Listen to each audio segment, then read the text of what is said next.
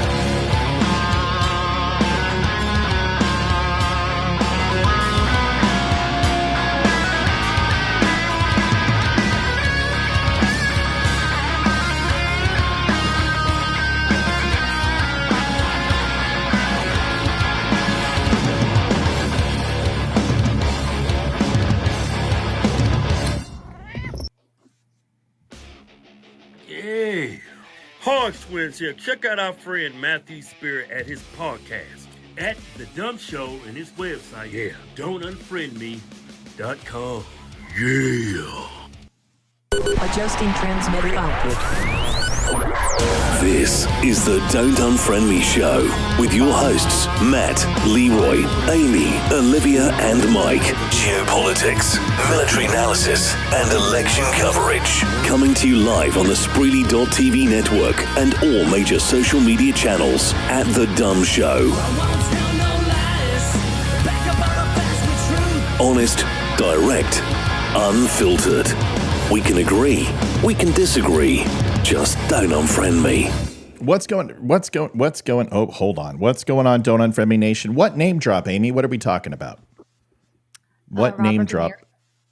No, not that one. Amy Stamcombe said, I listened to Izzo today. Glad you caught the name drop. What name drop? Did Izzo drop my name? Amy, you've got inquiring minds want to know. Yeah. That sound is back. We're going to go figure that out, Amy. We're going to figure it out together because it's driving me up the wall. Did you get your cloud lifter put in? Yeah, cloud lifter's back in. Sounds better. Give me a little bit of increase on volume, though. Can you do that for me? Testing 1, 2, 3. That sounds really good. Okay, so that worked out just ducky. Give me one more time. Testing 1, 2, 3. Perfect. Okay, so... Oh, yeah, I am totally feeding back. I can hear myself. That's so weird. So I know what it is. It's the mic. And the mic somehow... How can you hear me right now? Do you? Are you using your external speakers? I am. That's the problem, kid. You can't use external speakers when you're mic'd up. You got to use headphones. No, those won't work. Bluetooth won't work. Do you have a pair of plug-in headphones or no? I don't think we own those in our house. Easy fix. I'm going to buy you a pair. I'm going to send them to you through Amazon. And then what you're going to have to do is wear these. See how I have these in? Because when you play your speakers, that sound picks up and it overlays on the same frequency and creates redundancy.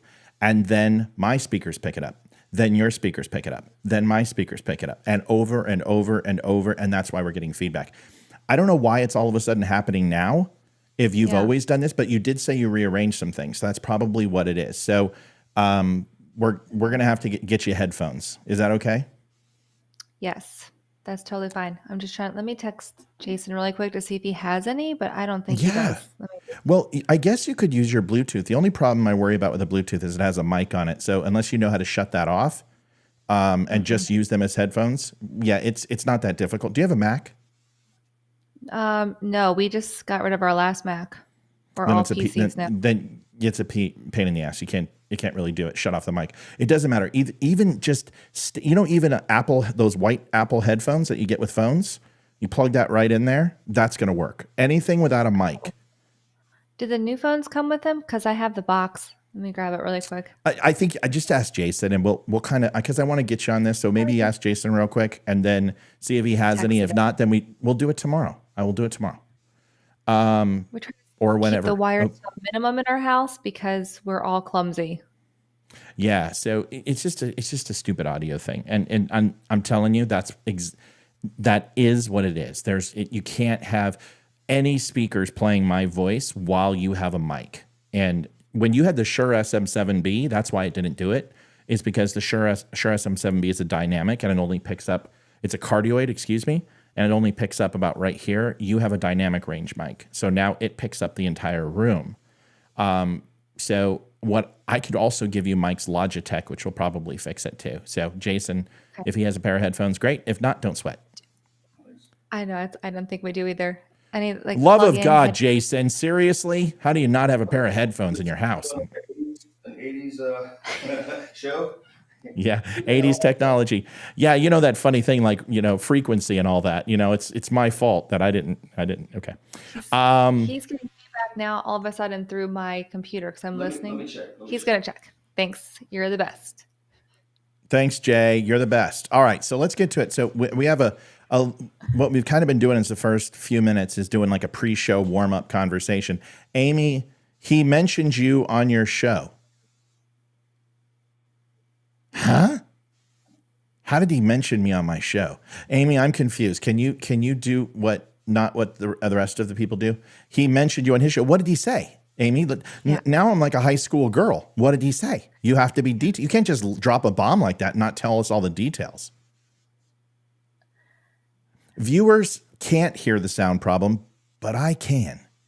And I can't do a show when it's literally Matt, Amy, Bob, Fred, in my ear, all the time. Do you understand how, like, literally at that point, I'm just going to quit the show and jump off the roof? So I can't do that. And then also what we get is not just Matt, you. That's what I'm hearing. It's not going to work. Okay, so thanks for your permission, but I'm going to fix it. Thank you. Amy, I got to know what he said. So here we go. Amy, you wanted to tell us about Bill Maher. We watched Bill Maher last night. I did too. And we had a really good conversation last night on the show about Bill Maher and religion. You should go and watch it. I think you'd really, I wish you were there, honestly. But what is it? What did you see? What did you hear? I saw this earlier because I watched the show. What do you want to set us up for tonight? We watch Bill Maher every week. It's probably usually not on Fridays because we're just so busy. So we watched it last night, just like you guys did. And, I love Robert De Niro. I love so many of his movies. So I was really excited to see what he was going to say. And I was pretty alarmed at what he said and the way he presented it too. It's very telling of maybe Hollywood as a general. I don't know. I can't speak for everyone obviously in Hollywood, but he does kind of fall in line with everyone in Hollywood. So it was a little I really kind of felt bad for him in a way, like, gosh, if this is really affecting you personally so much, it's like a personal attack on him, like against him. He's hated. I don't want to get it away. People haven't seen it's it. cool, but it is like Stephen King, Robert De Niro, Rob Reiner, Barbara Streisand. These are the four. Yeah, you plug it into the back of your computer. Wherever your sound's coming out of now is where you plug it into. Well, do you have speakers on your computer? Yeah, I do. If you don't, okay, so Ames, find where the little sound is coming out of the little box or out of the back of your computer, and then you're going to have an F jack, which is a little tiny hole, and you stick it right in there. And you got to make sure it clicks. You don't just put it in there softly. You got to drive it home. Okay. So he just mentioned your opinion about the video you and he watched the other night, and some guest gave his. Was he complimentary? Was he mean? Did he speak ill of me? I care so much about what Izzo thinks, because I'm going to talk about him tonight. Yep, you're getting it, Amy. Test 1, 2. Can you hear me? I can hear you. Hey, guess what? The sound's gone. Good. It worked. I got to get different ones, though. I'm going to buy you amazing ear monitor headphones. They go right in your ear and they sit in there and they just feel so good. Just so good. Yeah, it's like a Q-tip every time you are on the show.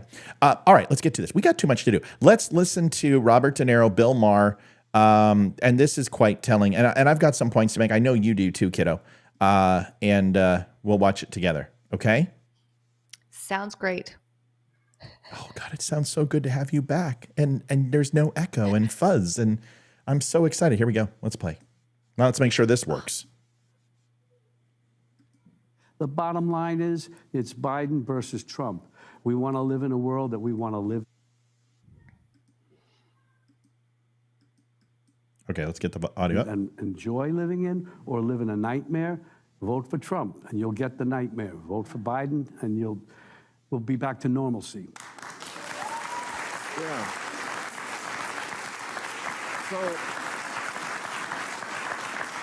So why is Trump winning? I mean, the New York Times poll this week came out, and maybe this will change it with the State of the Union address, but Trump was beating him rather soundly. It was quite a warning light, 48-43, also winning way more among women than he had before, winning outright Latinos. What do you attribute that to? I don't know. I just don't want. I do. By the way, Amy, the left goes in the left and the right goes in the right. If those are, you probably have tiny ears and you need to have earbuds that have different sizes. Let me see those things. Just hold them up like to me. Sony's. Yeah, I don't know. They're like Sony's, and I'm missing a fold in my ears. I was born without like the fold that holds stuff in your ears. Yeah, of course you were. What else could you? What else could you create problems for me for? Did you think you could have been more considerate when you were born? Right. We're gonna fix it, because we're gonna get you these, and we'll order those for you. You'll love them. They're very comfortable. Olivia uses them. She was like, I can't stand these, and then 5 minutes later, oh, they're comfy. All right, but here. I want you to, Amy. I want you to think about. Why are women moving to Trump? Why are African Americans moving to Trump? Why are Latinos moving to Trump? And I know the answer. I can't wait to talk about it together. So let's watch the rest of this, and then we'll do that. Okay. All right. Sorry, folks. Did we have video on that before? No, we didn't. See? No, we did not. Olivia's not here, Amy. You got to yell at me and be like, dude. Mine is it's Biden versus Trump. Like we want to live in thing a or world that something. we want to live in and enjoy living in, or live in a nightmare. No, Olivia is not washing her hair. Olivia is with my daughter, and she's chaperoning for her choir concert. And then Hayden is in Beauty and the Beast. So they're doing a little dry run tonight. And I can only miss so many nights, because now that we're contracted and syndicated, someone has to put on the show. So it's okay. And she volunteered to chaperone. So hey, Olivia got all dressed up, and oh my God, I have a treat at the end of the show. I tell you what, I'm ready to turn it off because she looks banging tonight. Okay. Aww. Vote for Trump and you'll get the nightmare. Vote for Biden and we'll be back to normalcy. Yeah.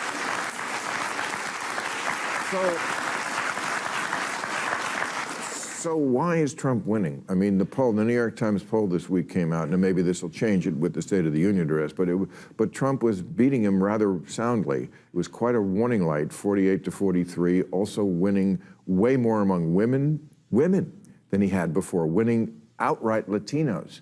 What do you attribute that to? I don't know. I just don't want to feel the way I did, and many of us don't, after the election in 2016, where we couldn't believe that it happened. The guy is a total monster. And anybody, I don't understand it. I guess they get behind that kind of logic.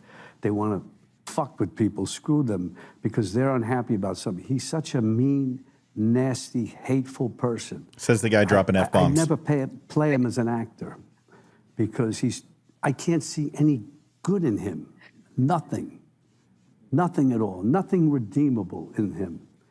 And we have to, and whoever the people are who want to vote for him, and there look like intelligent people around there. Somebody, for some reason, it can't be. It cannot be. If he wins the election, you won't be on the show anymore. He'll come looking for me. There'll be What happened? things that happen that none of us can imagine. What happened to that fake tough guy? You talking to me? Right. Are you talking to me? Are you talking to me? I'm pretty sure he had a movie come out while Trump was in office, and Bill Maher didn't have to take a break in his show. I know. And can I tell you something? How exciting this is? You're not breaking up on your mic anymore, so it's not picking up that audio first. You sound crystal clear for the first time in 3 years. So headphones, you have never sounded crystal clear like you do right now. And that's just because that mic is breaking up because it hears me or it hears static or interference. So you sound great, Amy. I'm so excited for you. All right. He's not a tough guy. And you know what? That's fine. But this is the guy that said he wanted to take Trump around the barn. He sounds like, and just pardon my French, he sounds like a giant pussy. Thank you. Yes, I agree. But I don't want to feel that way anymore. Oh, golly. Oh, I know. Suck it up, and who buttons their polo all the way to the top? Seriously. Yeah. Seriously, Grandpas man. I mean, Grandpas do. I want to see his white sneakers. All right, let's listen to the rest. Exactly. That's what happens in that kind of a dictatorship, which is what he says. Let's believe him. Take him at his word. I did from the beginning. Yeah. I mean, I said from the very beginning, this guy is never going to concede power, and he still hasn't. No. He still hasn't. He just admitted he lost the last election, and he advertises that he will go on. He says he's been cheated out of one term, so maybe we should get rid of a president only gets 2 terms thing. So he's a sociopathic, psychopathic, malignant narcissist. Okay. I'm done. I'm done. I can't, dude. You're a. Go ahead, get him. I'm done. You get him. Well, Trump has gone off after Bill Maher before. Do you think he's going to go after De Niro now for defamation? I mean, he's calling him a malignant narcissist, which that is a clinical diagnosis. So I don't know when he got his doctorate, but that's pretty awful to call someone if you don't have your doctorate and you haven't interviewed that. I mean, I think there's a lot that goes into that. I'm just saying that's someone who is like a serial killer, right? Aren't they malignant narcissists? I think I forget, but Well, that's he called him a sociopath. Yeah. Yeah, that's enough, right? His feelings are hurt. He doesn't want to feel upset anymore. I just here. Okay, so you're going to play the role of a Democrat, okay? And as I was working, and I feel so good. Can I tell you? It's like 5 days in a row, and I was doing squats tonight, and I was like, when I first started, I was doing like 125 again, and now I'm back up to 275, and I'm just like, it's amazing once you get back in there how quickly you rebound. So it feels great. I feel amazing, and I got my blood work back. Estrogen's high, which would explain it because I'm on testosterone, and I stopped my blocker, so I started my blocker again. But cholesterol is 142 bad cholesterol, my triglycerides versus my good cholesterol, my HDL, whatever. Very, very good. Said my blood count is solid. Cardiovascularly, because I did treadmill, she's like, you have the cardiovascular system of an 18-year-old, so I'm feeling good. So that means I'm probably going to drop dead tomorrow. So here's the thing. You play the role of Democrat. Will you do that for me? Okay. Yes, I will.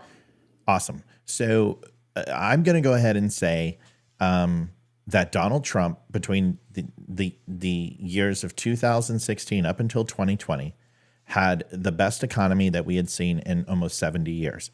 Record high unemployment across all demographics, race, colors, and creed. Well, hold on a second. You can't do it yet. So don't be a Democrat until I'm done. Oh. And then I thought I was already in the role. Yeah, no, you went right into you did it right. I mean, I shouldn't have asked for what I got. You had all demographics, male, female, black, Chinese, white, doesn't matter. We saw increase in pay across all boards. We saw record high income into the United States from a GNP standpoint, a record high of 4.2%.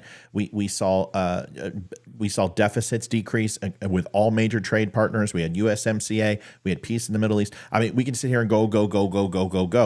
And you would admit, even with the stock market, had record highs under Donald Trump. In fact, Donald Trump, out of all the last 7 presidents, has the largest gap increase in the Dow ever. And Joe Biden's isn't even that good. It's like 7,000. We saw under Trump, I mean, he pushed it to 21 plus. 21,000 plus increase. It was pushing 7, 8, 9,000 when he got in. So we saw these numbers. Okay, great. So now you get to be a Democrat and you get to say what you want to say, what they would say about Biden. Go ahead. He is so upsetting. You mean Biden or Trump? Sorry. You get to say all the good things Biden's done. Right. Best economy ever. Oh my gosh. Go ahead. We have the best economy ever. He's created more jobs than any other president has ever created. He brought the country out of COVID. He's been the best president. He's not starting wars. He's making everybody get along. Our groceries are cheaper than ever. Gas is cheaper than ever. Housing prices are coming out. Stock market is the best it's ever been. I mean, I don't know what the problem is. Okay, cool. So and he doesn't mean tweets. Shut up now. Okay, shut up, you liberal. Now, here's the thing. Normally, I would be like, actually, gas prices over the last last 17 months has been over $3 for a record high. So I would sit there and let's talk about housing prices. Let's talk about the Fed. Let's talk about inflation. We're not going to do that. I'm done doing that because all it does is just go and out the other side. So let me do this. Wow. So what you're saying is that all of those things under Donald Trump were horrible. Everything he did, he went ahead and destroyed all those things, and Joe Biden came in and fixed them, right? Yes. Okay, good. So what you're saying is, okay, shut up. What you're saying is that he ruined the economy. He ruined housing prices. He ruined inflation. He ruined across all demographics, wages, unemployment, everything he did ultimately hurt America, right? Yes. Well, that's great. He raised taxes. He, raised gas prices. No one had jobs. I mean, no one could afford a house. Sure. Yeah, he didn't raise taxes. I don't think anyone's ever said that in their life. But here's the thing. Okay, so you think all of those things are Donald Trump's fault. Is that fair? I just want to make sure I'm representing you correctly. Correct? Yeah. Yes. Yeah. Okay. 100%. Yes. 100%. Can you explain? Okay, Orange Man Bad. Can you explain something to me? I thought you said that Donald Trump in 4 years in office has done absolutely nothing. And if he did absolutely nothing, then how did he impact those things? Exactly. Go fuck yourself.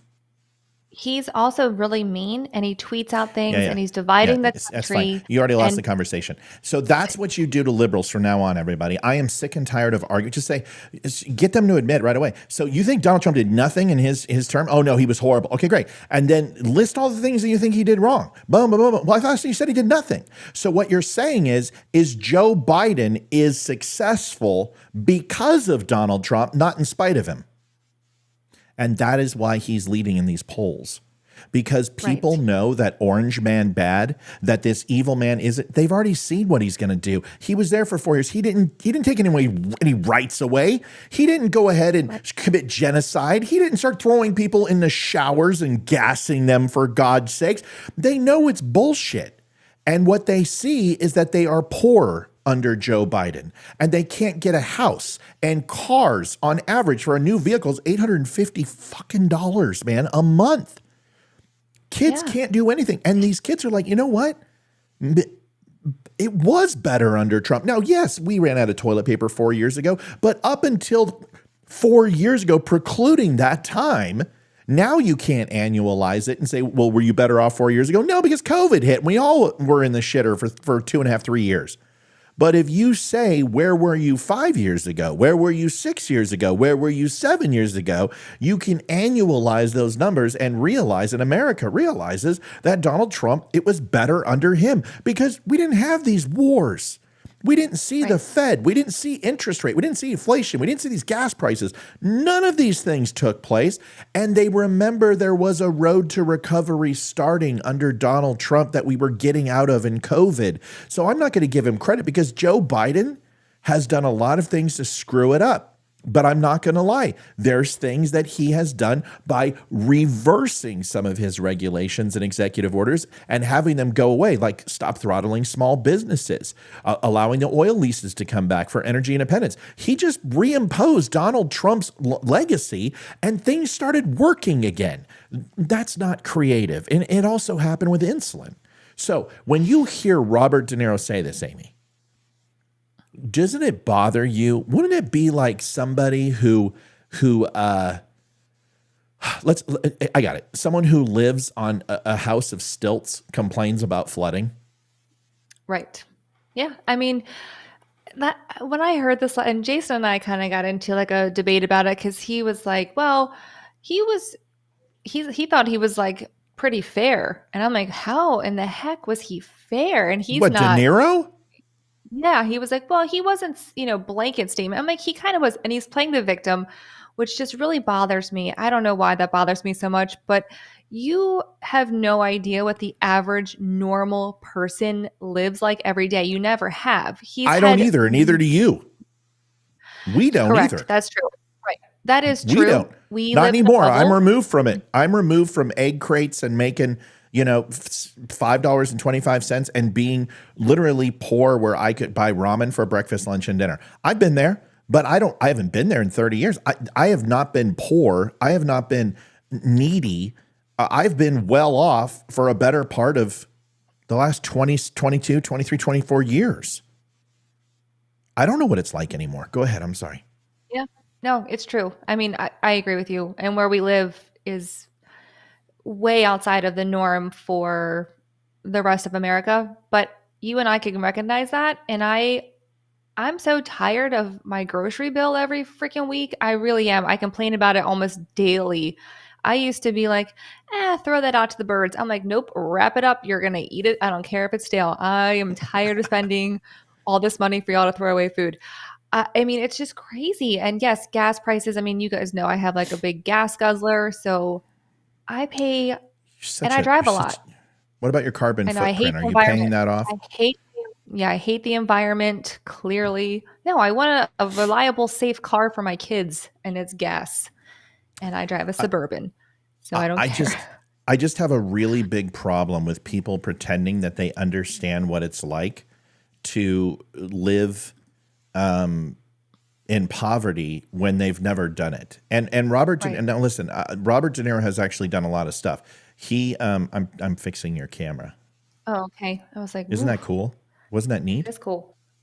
Yeah. So it's a filter. I forgot to put it on you, and it looks. See, isn't that neat? I can turn Like it up. really See? white. No, you don't. You actually look really I don't- balanced. Well, don't hate your race. You're okay. So you've got a situation where Robert De Niro. If you talk about Robert De Niro and what he went through, and when he went to New York and he went to school for acting, I mean, it was him and I think it was Robert De Niro and Dustin Hoffman were together at like New York Academy of Acting or whatever the hell it is. And they all lived, like 6 other people all lived. I think Richard Dreyfuss was there at one point or something like that. But it was just very renowned actors all living in a small 600 square foot, home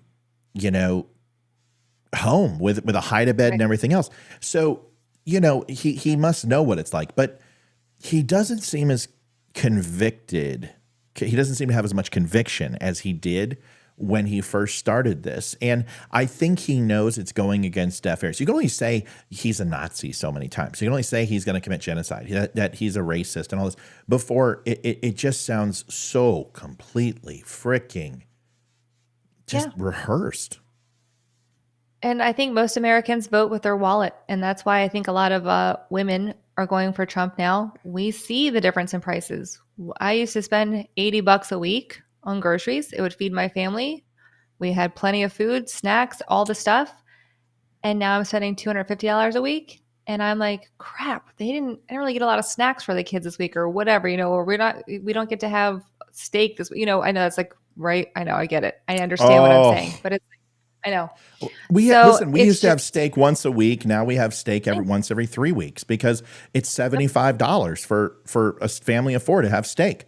I mean, now if we want to buy flank steak and or ass end of a cow, sure, you can do that. But so here's a comment by a listener, Warren T. Mural, who I've actually seen on the site post, says last 2 years was great under Obama.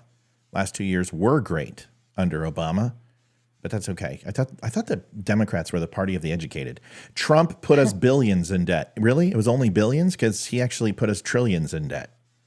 So you're wrong. It wasn't billions. I wish it was billions. I think you're thinking of Ronald Reagan and Carter and Gerald Ford. They worked in the billions. Donald Trump put us trillions in debt. But even if you compare all other presidents in the last 50 years, Donald Trump is actually ranked 13th in the last 100 years of all presidents as far as the debt to GNP growth ratio. And yes, he spent a lot of money. In fact, it was exactly 6.9 trillion. Now, everyone says it was 10 trillion. That's a complete lie. It's not true. It's 6.9 trillion. Not that that's good. That's bad. But considering we had a national crisis where we had to restock, we had to create a vaccine, we had to go ahead and distribute it, we had government shutdowns, we had PPP loans that Democrats supported. It's almost like you guys think Democrats weren't even there. And why are you talking about Obama? Why aren't you talking about your boy Biden? Why aren't you saying all the great things Biden's doing? Because here's the thing, it wasn't great under Obama. It wasn't great. Taxes went up every single year for 8 years. He had stagnation. Yep. There was no growth. It was just status quo. And that's fine compared to Biden and Trump at sometimes, especially during COVID. I wish we had Obama. I'm not going to lie, because I don't think Obama would have locked us down. And I don't think Trump, if he was, in not the last final part of his presidency, if this was the first part of his presidency, the first 2 years, I don't think he would have locked us down. But I believe that he felt if he didn't, he would lose re-election, and he listened to the wrong people. But he did put an award around Fauci's neck. He did push the vaccine, and he still does. He just did it 2 nights ago on Truth Social, pushing the vaccine again. But for you to sit here and say that it was the best of times and worst of times under Obama, I think you're also forgetting the 249 drone strikes on people, the proxy wars, the billions of dollars, 16 different countries we were running proxy for, the dismantling of our military. I mean, you can sit here and pretend that it was all perfect under Obama, but it wasn't. So I disagree with you wholeheartedly. And to say that Donald Trump added trillions to the national debt, it's disingenuous because you're not considering growth. You're not considering revenue. So what you're doing is you're kind of considering spend, and you go 4 years, this is what he spent. Holy crap. But you don't consider what he brought in. Yes, he overspent, but he also brought in more than any other president since Reagan. So don't give me that crap. Go ahead, Ames. Yeah. No, I was just going to remark that when Obama was in office, I was collecting a paycheck at that time. I had an office job, and which I loved, but I just remember thinking like, gosh, I used to make so much money. And even though I was getting a raise, my money went, oh geez. Do you believe this is what I have to deal with? Okay, gas was $2.14 a gallon. I thought the president doesn't control gas prices. You just got fucking owned, dude. You just got owned. You're done. I thought the president doesn't control gas prices. Weren't you all saying that when it was $7, $8 a gallon under Biden? Now the president controls gas prices? Okay, well, guess what? Donald Trump kept it at that until 2020 during COVID, if you remember, and it hasn't gone down ever since. So why doesn't Joe Biden just magically reduce gas prices since Obama knew how to do it and Trump knew how to do it? See, you don't have any arguments because you're a myopic thinker. You believe that Democrats are holier than thou, and I believe that Republicans are just as full of shit as Democrats are. And I will call them out. What I challenge you on is that, yes, it's this different wing to the same bird. I challenge you on the people, the actual citizenry that you guys think. We don't believe that all Democrats are nuts and crazy and like the ultra left wing. You guys believe every conservative, every Republican is evil, Nazi, white supremacist. And that is on you, brother. It's not on us. We don't think that about you. We think you need to keep your penis where your penis belongs and your vagina where it belongs and keep it the hell away from our children. Otherwise, we don't disagree on much. Oh, Dylan Mulvaney is a freaking quack. That's something we disagree on. Otherwise, we're okay. You guys are the one that espoused this bullshit on us. Go ahead, Amy. I want to just add to that and just say, if you talk to anyone, anywhere, someone who is on like the far left side, they will openly tell you how they feel, their thoughts on everything. They will go through the gamut of how, Republicans are awful. Republicans say nothing. We don't comment. We can't. I'm not talking to you. I'm talking to the people. So go ahead. Okay. Keep going. You're killing it. Yeah. No, I mean, that's really, okay. truly, I think we're afraid. We can't speak our minds. Warren, see, what's hilarious is that every time you lose, you just keep switching gears. And it's okay, because I can do this all day long. Please give me the direct quote. Please give me the person who said that Trump said suckers and losers, and give me some evidence. I want a recording. I want a speech. I want an affidavit. But what you're doing is quoting from a book. And you're quoting from people who are not happy with Donald Trump. And guess what? They have a reason not to be happy with Donald Trump in a lot of cases. But I will tell you that I have seen him 3 times treat veterans better than Joe Biden ever has while he checked his watch as 13 bodies went across his view. And Obama, who got soldiers killed left and right with inerrant drone strikes and friendly fuck, which is also known as friendly fire. So you're going to sit here and tell me that Donald Trump doesn't respect troops? You know what? Every single person that died under Donald Trump's watch, he wrote a personal letter and talked to those family members. It hasn't been since Reagan that anyone has done that. Don't give me that crap. That guy would show up and he would go to airports and would visit the troops. Joe Biden doesn't even show up. He doesn't even go to the cemeteries. He doesn't even celebrate 9/11, for fuck's sakes. You're not going to win this conversation, because I saw the man take a knee in a $3,000 suit and put his hand on the shoulders of my friend who was a double amputee, and embraced him and waved the cameras off as Secret Service told them to stop taking photographs. He talked to him for 30 minutes as we sat there and watched him do it for nothing. I also got a check back when they taxed me, which was absolutely illegal, for medical severance. I got a check for $5,726. I only got $3,200. They taxed the rest. Almost 50% of it was taxed. For 20 some plus years, that money was kept by the United States government illegally, with no interest paid to me, with no buyer leave. And Donald Trump came back, and 250,000 of us veterans got a check back, what he didn't ask for, from Donald Trump. So don't come here and tell me. He saved our brothers and sisters in line in VAs. He revolutionized the VA and actually put it back on its feet. It's still shit, but it was nothing even close. We were waiting in line dying. He opened up benefits for everyone pre-1971, which was a Democrat piece of legislation that Bill Clinton put in to save money for veteran benefits. You don't know what you're talking about. I don't like what he said about McCain. I don't think you should say that. But to sit here and say that every piece of anecdotal evidence somehow disregards all the great things he did for vets. You know what? Simply tell me this. I know 4 pieces of legislation that Joe Biden has given to vets. I can name all 4 of them, and I commend him for them. I also commend him for the only thing he did for 47 years for vets was the MRAP vehicle to go ahead and stop IEDs. Those are the 5 things he's done for military. What else has he done? How about this? I'll give you $10,000 if you can go ahead and tell me one thing for Joe Biden that he did for veterans, and I'll tell you 5 things. And whoever stops first, you don't win, and I'll just walk away and I'll take the trophy. You want to take that bet? Come on live right now. I'll fucking crush you. I will crush you, all things Joe Biden, Obama, Reagan. I don't give a shit what it is. But you're not going to sit here and espouse lies. Why don't you hit the things you should hit on Donald Trump, and not the things that aren't true? Because he does plenty of things that he should be held accountable for. Go ahead, Amy. Sorry for the language, folks.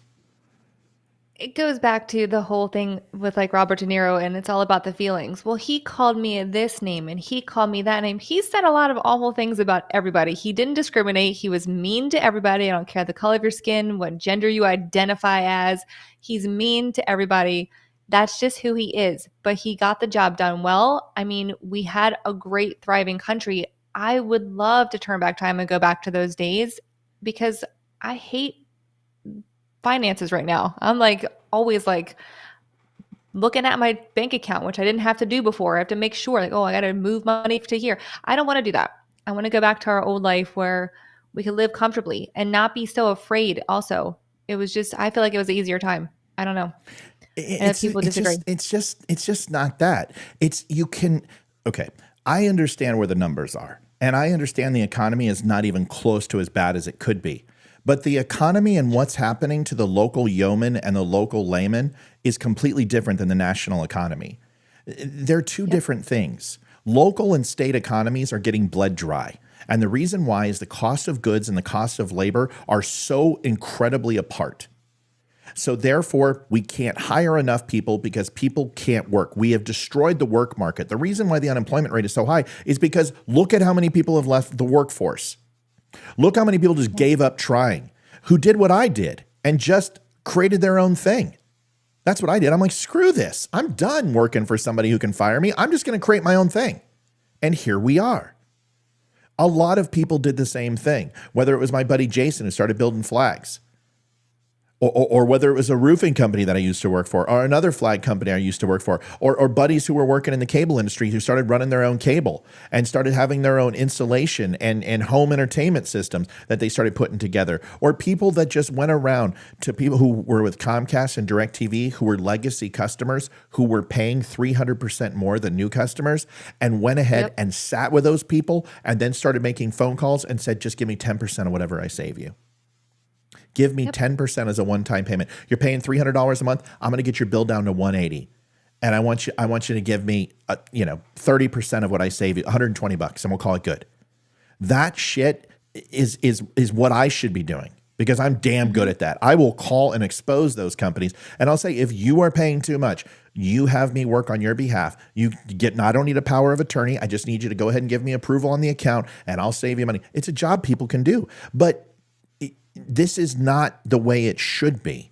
You're mixing apples and oranges, and the state of where we were in 2020 is not the same thing.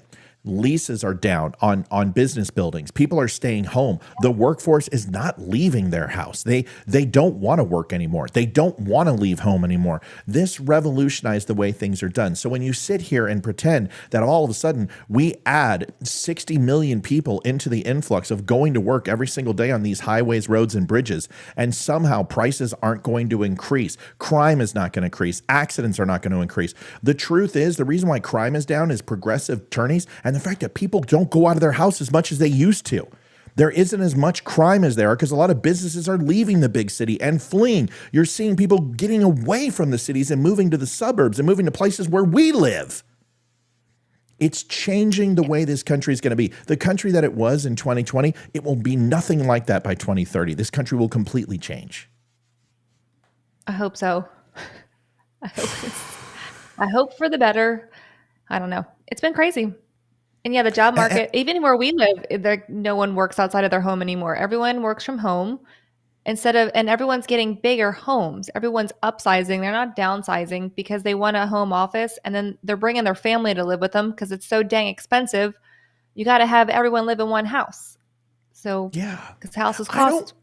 I don't mind people challenging. I don't mind you sitting here talking about Obama or talking about Clinton. That's fine. Because honestly, I would much rather have Clinton for another 4 years than Joe Biden. Like if I had a choice right now where I could stick Bill Clinton in or I could take the risk of having Donald Trump and Joe Biden, I would put Bill Clinton in office. Yeah. That's terrifying to me because honestly, what he did to our military, I served under the guy. I served under Bush and I served under Clinton. And I will tell you, that Clinton destroyed the military. I don't think he would do it again. I really don't. I think Bill Clinton's a horrible human being. I don't like the Clintons. I despise the Clintons, but that just shows you how bad Joe Biden is that our economy, our GNP, our overall state of readiness was better under Bill Clinton, and he gutted the military by 33%. That should shock you that any Republican would say that. But it's the truth. And I think every Republican here right now would say, yeah, you know what? I'll take Bill Clinton over frickin' Joe Biden any day of the week. Yeah, that's terrifying. I would 100%. And isn't Bill, I don't know if this was a rumor or if this was actually proven, but didn't Bill Clinton reach out to Trump and tell him to run for president? I don't think so. I think Trump has flirted with that for a long time. But it's possible because Clinton and the Clintons and Trumps were friends. So Yeah, they are. Yeah. Markey says, I remember several years ago when I was like, yeah, if I get $85K a year, I can support my family so my wife can stay home with 2 kids. Fast forward to 2024, it's barely enough. I told you that when you were working for me, Markey. I told you it's never enough. Dude, I've made $500,000 a year. I've made $25,000 a year in the last 10 years. During COVID, I lost my job, and well, I didn't lose it. They just brought me down to $25,000 a year. I made $25,000 a year until I was like 18 years old. So I can tell you that it doesn't matter how much you make; you will always spend more, and it just changes the window dressing. I've told Amy this 100 times: sell my house so I can move into a ranch style 2 or 3 bedroom in the middle of the woods where nobody will see us. We can't do it. You can't do it. You can't. You can't. You can sell your house tomorrow without doing any prep for anything. You can sell it tomorrow, like really, truly. But you can't find a house to live at. We are having, it's like speeding up quite quickly here in our housing market. It's a little bit nuts. And there's houses that are going quick that I didn't expect. So I don't know, it's like a toss up right now. It's a little nuts. I'll be honest with you. If things don't stabilize, I'm going to sell it. And I know what I'm going to do. And honestly, it's going to suck. But we're going to go into the middle of the sticks where nobody is, and that's where we're going to go. And we'll be happier. Like, I love my home. I love my gym. You've seen my house. I love it. I can escape and go down to my theater, go down to my gym, go to the study. When we drive by, my kids are like, that's Mr. Matt's house because you got the flagpoles. And I'm like, yep, that's Mr. Damn Matt's right. house. I just replaced my flag today, and I just surrendered my other one. But it comes down to, I enjoy my house, and it's great to get away from the kids. But honestly, as I get older, we don't need this. My wife and I were talking about, God, our 1,200, 1,500 square foot apartment. If we don't have the kids, wouldn't that be awesome? And I'm like, yeah, it was one of our favorite places. We would love that. The only thing is that, we're not going to need either because we want to travel. But anyway, so good. Listen, this intro took us most of the first half of the show, but it doesn't matter. Mark has a good point. Mark says, why don't people look at the policies and how they affect the economy and country and support the people who have good policies? That's right, Mark. And when we get to these segments are great tonight. We've got to get to them because the last one will blow your socks off about the GOP. I spent a lot of time, so we got to hurry and get this going. Okay. But let's do it. That was a hell of a good one. Yeah. I like that one. That was good. Breaking down HR 7521. Do you know what HR 7521 is, kid? I just know it's the TikTok bill. I don't know what the name of it is or all the ins and outs of it. I've not read it. I mean, I've heard a little bit on it today, but it sounds like it's going through right now, like they're getting it pushed through, from what I understand. The House has already approved it, and it was a fairly big push. The Senate is going to be a different animal altogether, and I've got my feelings about this. Like, I would rather err on the side of caution when it comes to privacy. And I understand that there's no due process here, but splitting up a company doesn't require due process. There's no criminal charge here that TikTok has done.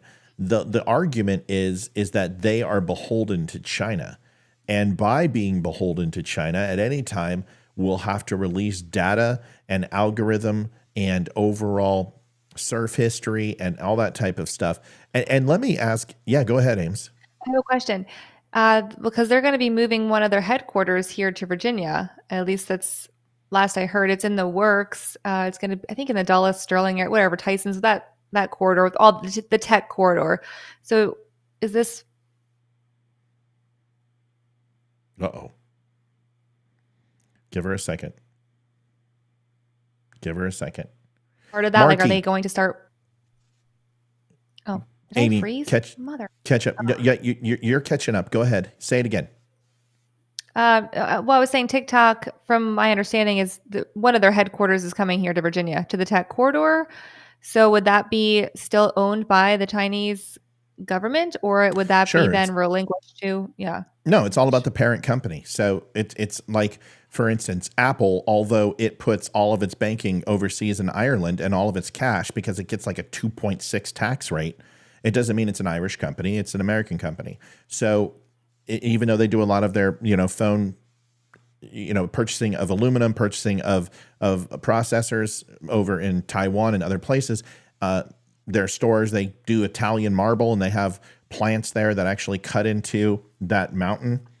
It doesn't mean that's where they are. So they can put 1,000 TikTok geo centers here, and it doesn't change the fact that it's still owned and funded by China. And this is the problem. And the thing that people don't understand is, if you look at Aiwei and other companies that China owns, they're all patent stealers.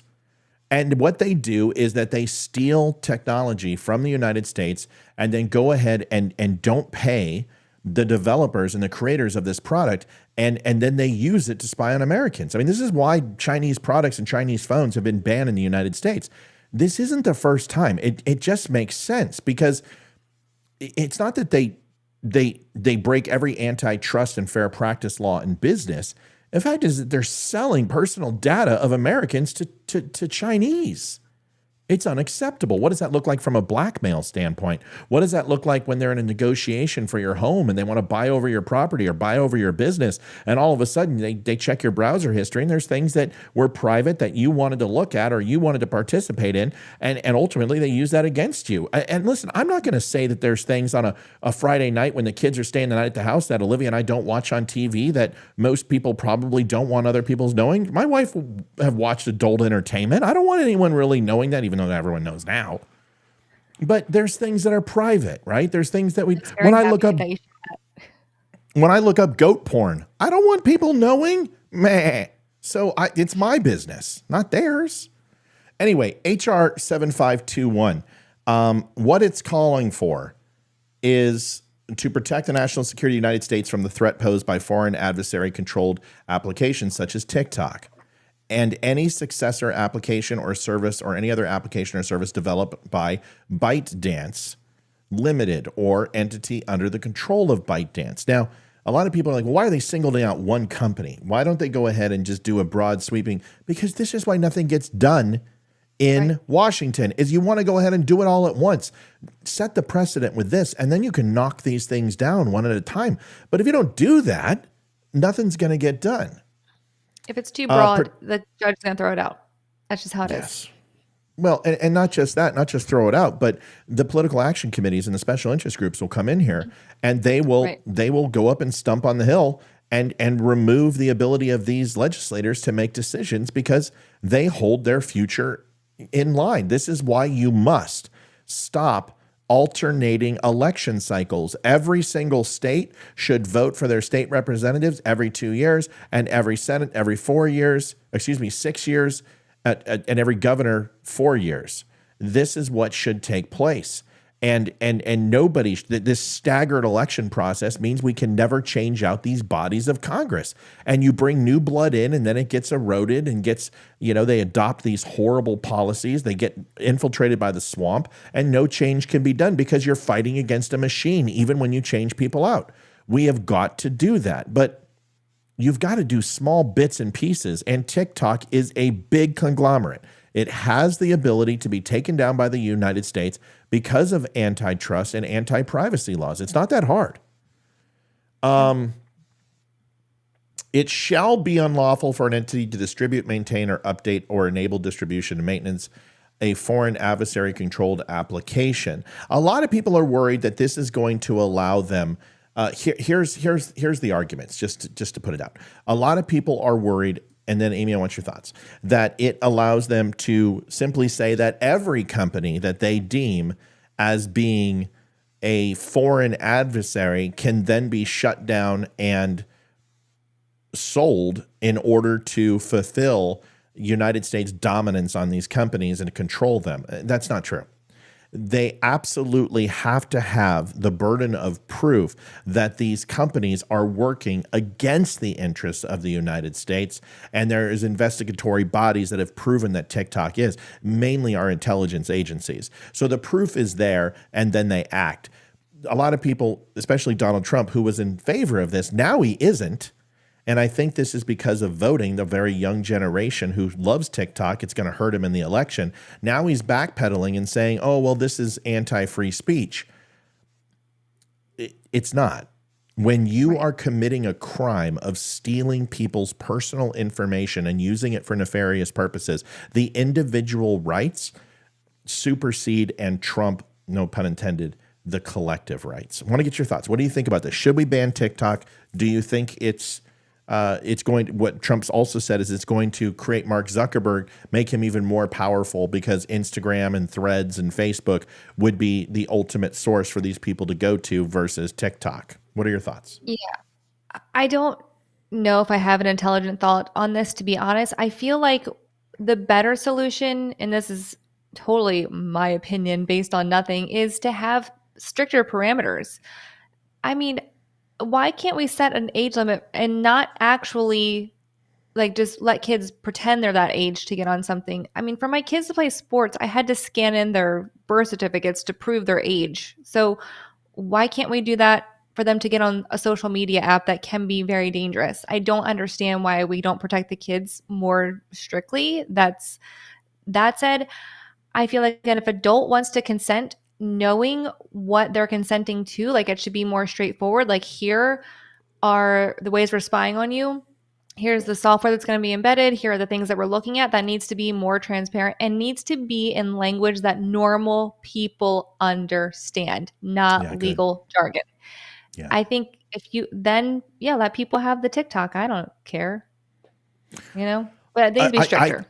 Not just stricter, but these policies of banning conservative voices. Like I said, I went to 98,000 likes on my videos in 72 hours, and I was on pace to have 1 million followers within the first 30 days of TikTok. I grew, and then they banned me, and I have a lifetime ban. I didn't say anything wrong. There was nothing that wasn't. You guys know my show. It's always stat based. It's never conjecture. It's never hateful. It's never designed to hurt people. But I'm going to let Warren come in one time because I think Warren finally learned his lesson. And now Warren is being respectful, which I appreciate because that's all it takes, dude. Trump can't win if all he does, I appreciate you putting a caveat, if all he does is bash people who he doesn't agree with. You and I completely agree. I have been saying that for Donald Trump needs to run on policy for a long time. We completely agree. He never talks about his policies going forward. All he says is he's going to drill, which I'm for, but nothing about healthcare, nothing about housing.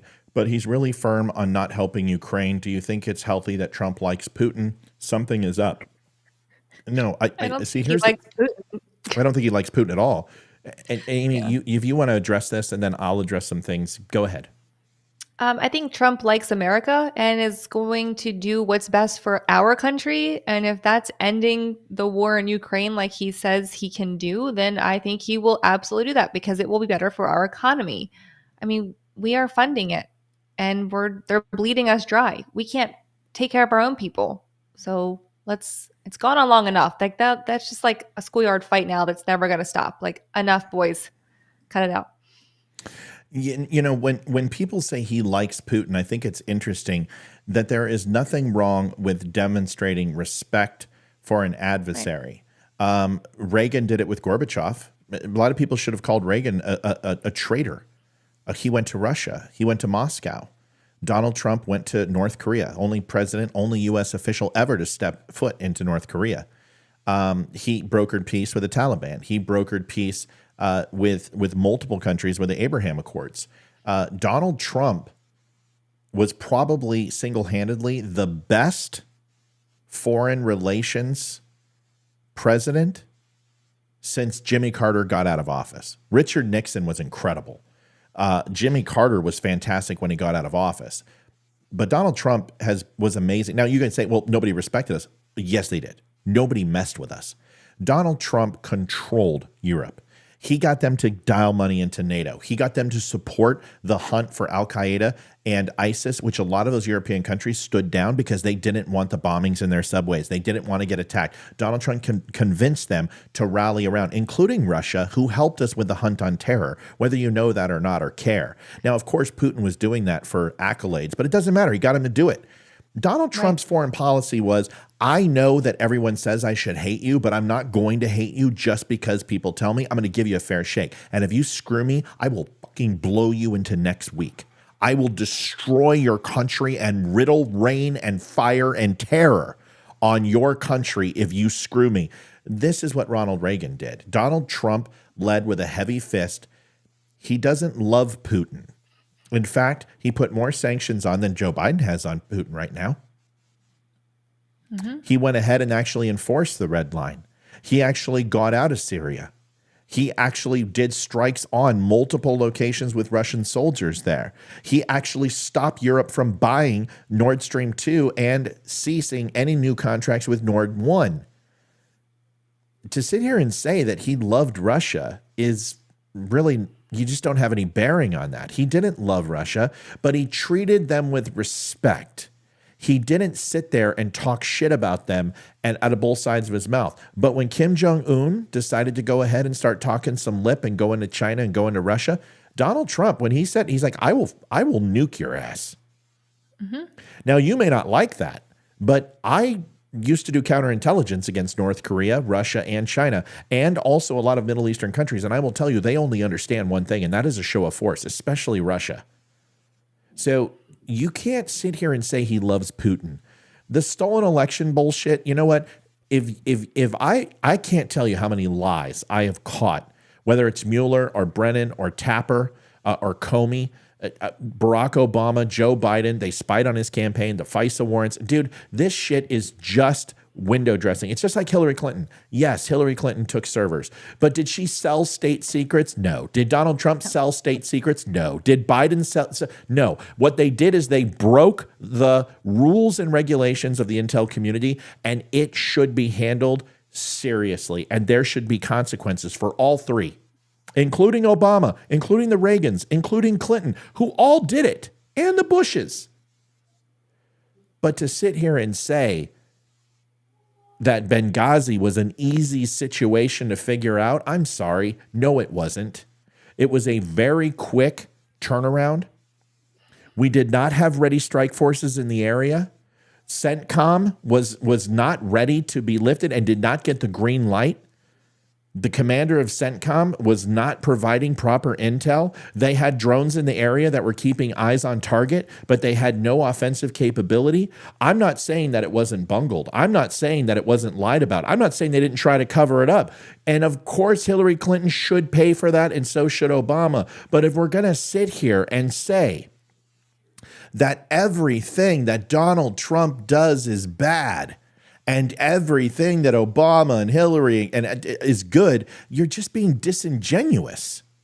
I can see that there are extremely high-speed situations that create a ton of drag, and it is very difficult in real time for civilians to make those decisions sitting in Washington. I'll give Hillary that. I'll give Donald Trump that when he sent the SEAL teams in the first 45 days and got one of those squads completely wiped out. I understand that. Decisions are made all the time where bad things happen. But if you're only going to say that it's Donald Trump, then you're being disingenuous. Donald Trump has a full strategy. If you want me to tell it to you, I will. But why don't you just go to donaldtrump.com and read what his policies are? Because they're all out there for you. It's all laid out for you. And you know what he doesn't want to do? The thing that I know for a fact he doesn't want to do is he doesn't want to dismantle the Constitution like Joe Biden. And you can sit here and say he doesn't, but I can show you thousands of hours of Joe Biden saying he's coming for our guns. He wants ARs. He wants them gone. He's going to ban guns. He go after 9mm, which means he's going after semi-automatics. They want to impose a universal codified abortion right for us. They want to follow what France is doing. They are never going to help the inner cities. They are never going to help black people. They're never going to help Mexican people because those are the voting farms. And all they're going to do is continue to give them just a taste, like LBJ said, and they will be modern day slaves for the Democratic Party for the rest of their blank lives. That is the Great Society. That is LBJ. And that is what Democrats have done to all minorities in this country since the days they were picking cotton and long before. So don't sit here and tell me it was the best of times, worst of times bullshit, because Chicago and Baltimore and Miami and Detroit all disagree with you. Philadelphia? My God. You're a smart guy. It sounds like you're just a disenfranchised Republican, honestly. I'm disappointed that you don't see the hypocrisy in what you're saying. I'm going to show it to you. And I'm going to show it to you in the next segment. Anything else on TikTok? No. Going once. I didn't know. Yeah, I'm good. Going twice. All right. This I heard from Izzo, and it's funny that he talked about me today because I'm going to talk about him. Dominick Izzo is somebody I would consider a friend, as much of a friend as you can be with Dom Izzo, because Dom is just much more proof. He is just an honest guy who doesn't pull punches, who I don't think uses loyalty to make his decisions about people. Like, I think if he doesn't like you, he won't talk to you. He'll talk to you, he'll debate you, but he will treat you in a very different way. He won't really joke with you. He'll just listen, give you respect, and then dismantle what you have to say. This created some rumblings. I saw on his Twitter feed. I saw on Instagram. He posted this, and this created some conversation.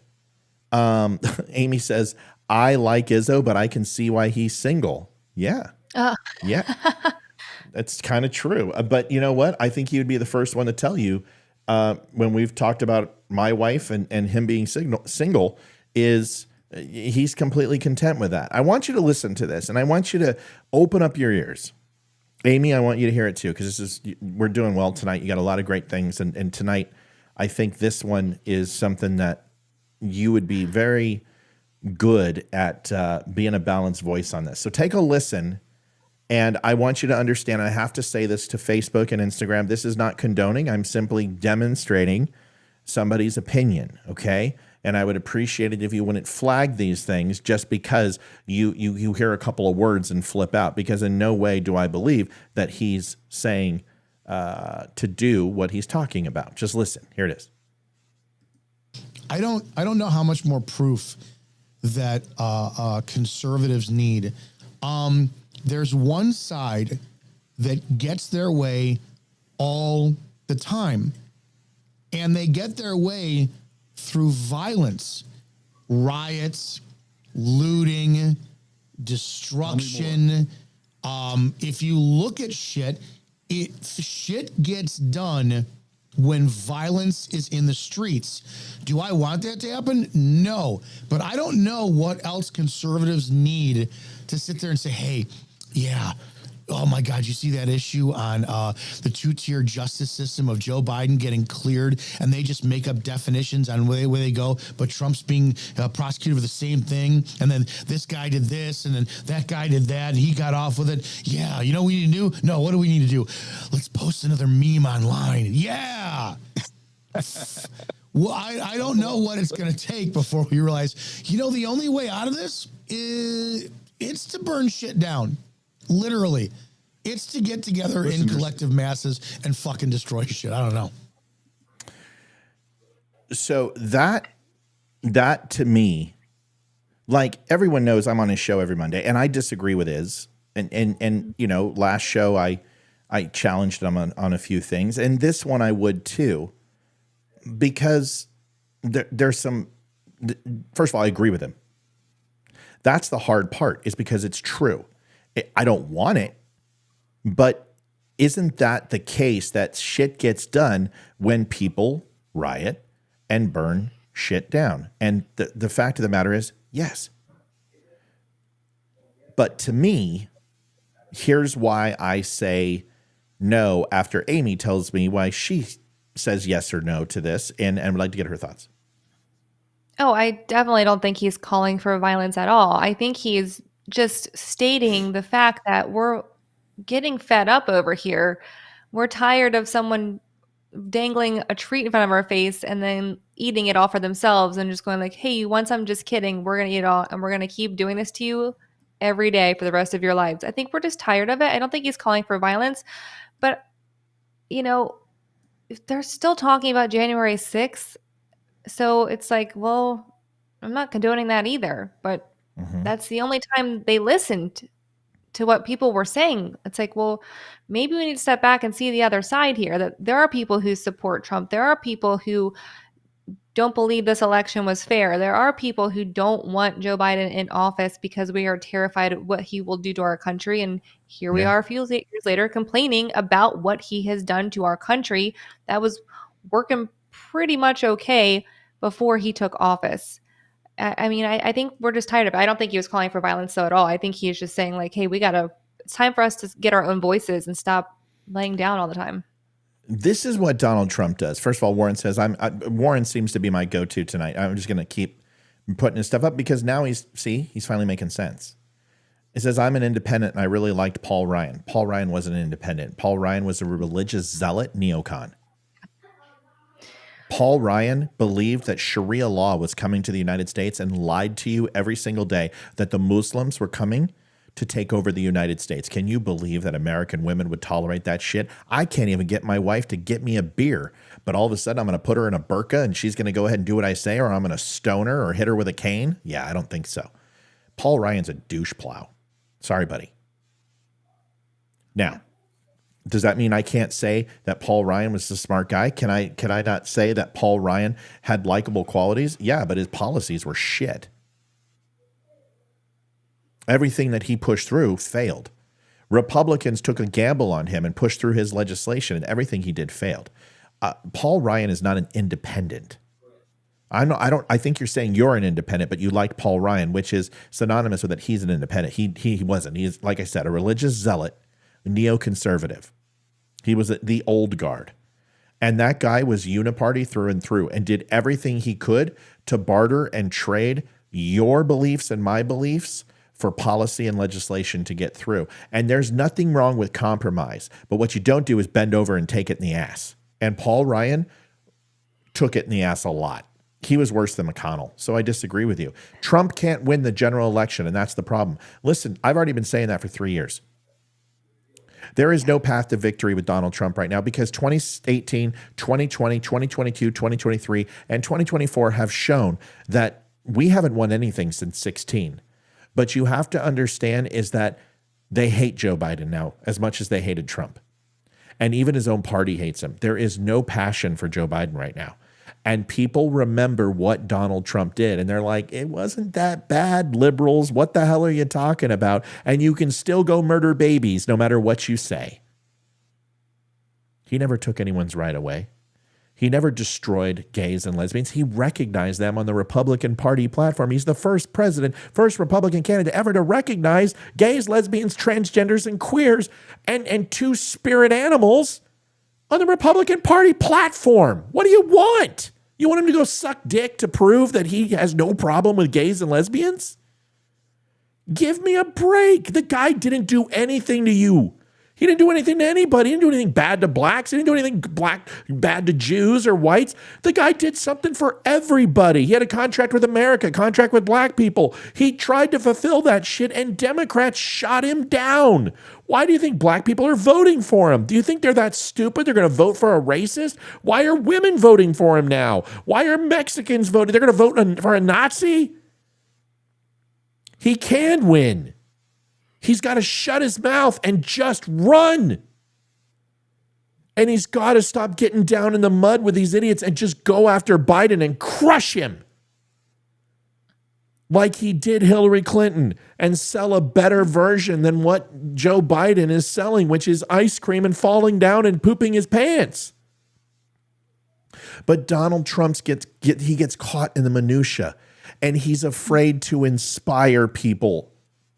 He did that in 16, and he was able to sell a message, and he never let anyone desanctify his message. You know, let anyone erode his message to a lowest common denominator. He didn't care, and he would continue to sling poo no matter what they threw back at him. Yeah.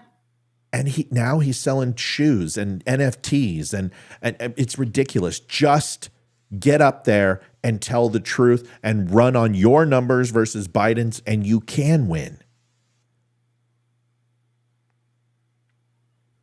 Because if you think Biden's a lock, you're not paying attention. He doesn't have COVID. He doesn't have 60 million ballots going into the deep blue parts of the swing states this time. They're going to have to find another way. It ain't that. I'm not getting into the election. The ballot right to your door. Oh, thank you for that. No, I agree with you. I think Donald Trump was very inspiring back in 2016, and I think now he sounds like a complainer a little bit. Like he's It's been annoying. Jesus, you're complete. First of all, don't invoke Jesus' name. You don't believe in Jesus. So you might as well just say Bob. You are completely mentally gone. Then call in and prove it. Call in and make your case. It's easy to snipe from afar, dude. But that's your whole life. Your name says it all. Not me, thanks. Because you don't stand up for anything. Just call in the show. Argue your points. Why am I mentally gone? Because I seriously doubt you're able to make an argument. You know that. That's why you're sniping from afar. So keep sniping. Speaking of independent, quick thought on RFK Jr. He's not an independent. Brah. Oh God, not me. Thanks, please. Just call in. You got 2 minutes. I'll give you $150 to call in. I'll send it to your PayPal or your Venmo, whatever you want. $150 cash. Call in. Somebody give him the number. See if he calls in. RFK, what do you think, Ames? I think a lot of people like him. I think he is not someone I want running the country. Although I don't dislike some of his ideas, I also think other things he says and has done in the past scare me a little bit. He's a little bit of a loose cannon, in my opinion. He scares me a little. He's a little loopy. Like, a little loopy. Yeah. Aaron Rodgers as his VP, really? I think that's a terrible decision. I don't think. Give me a number. I don't use Discord. Who said we have Discord? Their sexy pants. Here it is. Here it is. There's the number, and then you can call the show right there. Got to get on video though. You got to show your face. You can't be a coward. You can't be a pussy. You got to be a man. You got to be a man. So let's see what you can do. We'll see if you call. Here's the thing. I want to get to Izzo real quick. Yeah, I saw his VP picks. Izzo, here's my thoughts on Izzo. I agree with him that would be the easy thing to do. I don't use Discord. I need an actual, you've gotten the number 3 times, and I gave you a link, and it's not Discord. So obviously, if you're already struggling with how to click a link or dial a phone number, I don't think you're going to do very well. Right. It's been linked to you 5 times. I linked it to you. The mods are linking it to you. It's in chat. So take a second, find the SSRIs, pop one, go comatose for me, and then call in. So Izzo is this is the easy way, and would be all right. Great, here we go. No, why is he calling in? You got video? Let's see if he's got video. No video, bud. There you go. There's video. I want to see your face. Let me see your face. There it is. All right, great. Let's get him on. All right, buddy. What's your name?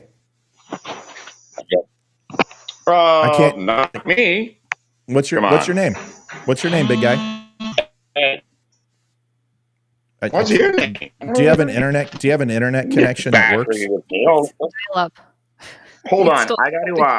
I can't.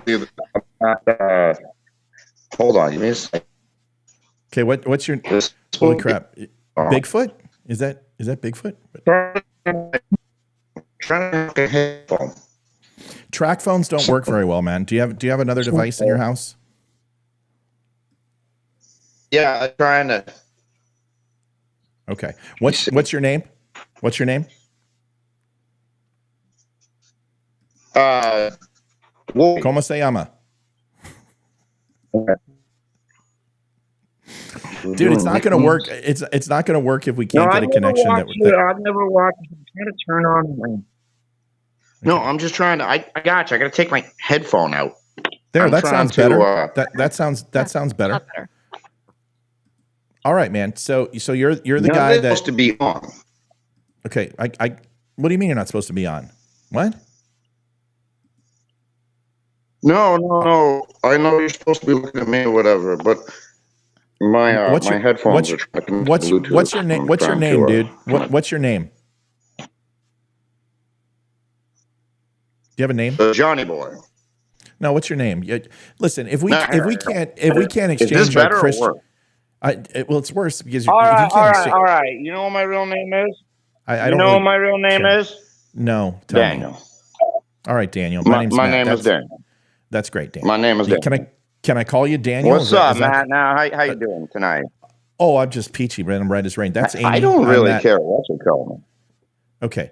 So, Amy, Matt, I am Daniel. yeah. Now we have Okay. thoroughly acknowledged each other's individuality. Great. So I don't understand it. Okay, How understand can what? you that doesn't support the United States military in a time where so many people are dying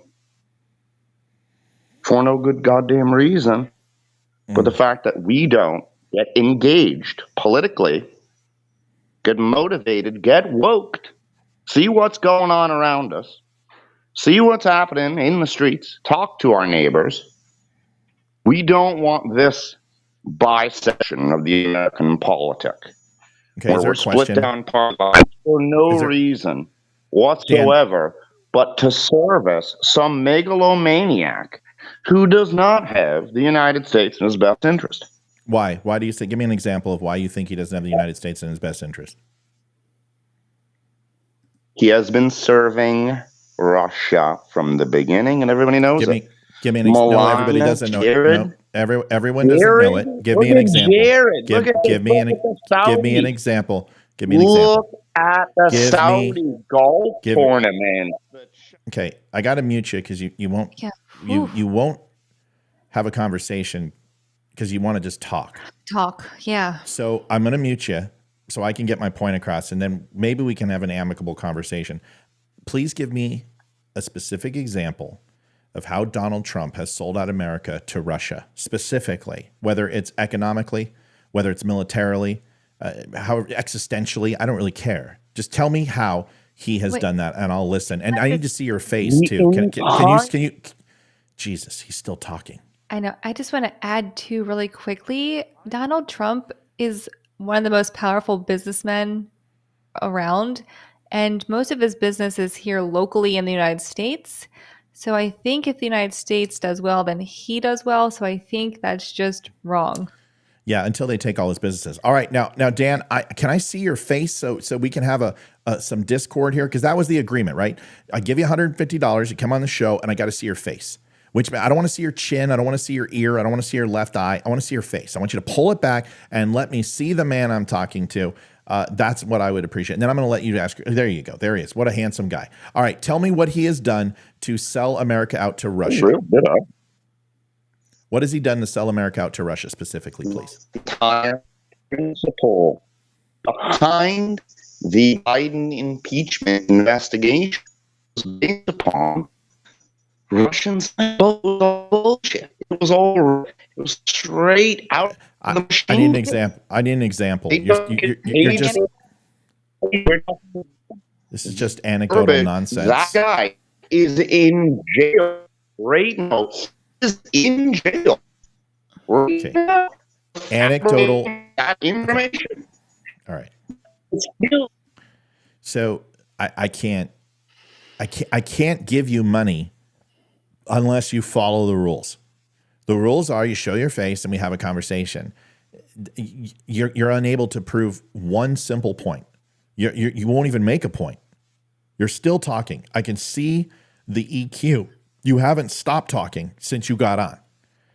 This has to be an exchange of ideas. And I want to build a relationship with you so you and I can be amicable, but you got to stop talking and just listen to my question. Please tell me and stop moving. I'm going to throw up, man. Yeah. One thing that he has done to sell out America to Russia. Give me the specific thing. Okay, I'm going to turn you back on. Okay, now's your chance, Dan. The one thing investigation into based upon Russian intelligence.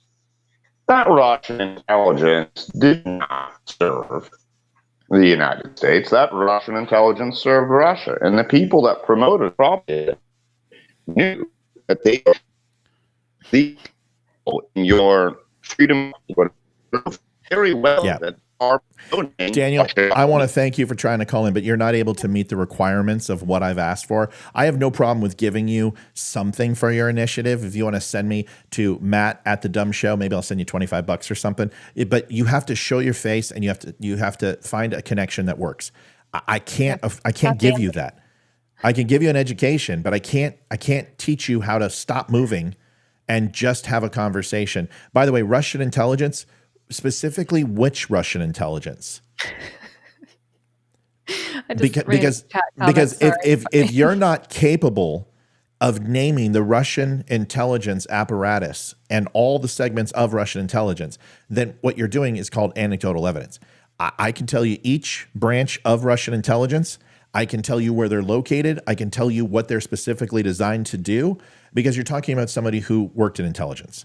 So if we're going to go ahead and cross sabers on this, I would appreciate if you were to give me an example of what Russian intelligence apparatus and how did he sell out of America? Okay, last chance. And then I'm going to let you go if you can't do it. So all right. Okay, that's it. Goodbye. Fuck. Whew. That was painful. I tried. I'm sorry. I tried. So painful. You did try. Matt at thedumbshow.com, Dan, and I'll send you $25 for the effort. I'm not giving you 150. You didn't follow the parameters of the conversation. Had to show your face, had to go ahead and have a conversation, exchange of ideas, and you couldn't do that. So when you get a better connection, come on by. Wow. Yeah. Or get a better internet connection and a light and come back on. I would love to have a conversation with Dan because honestly, he's got an opinion and he obviously wants to express it, but I can't have a conversation like that.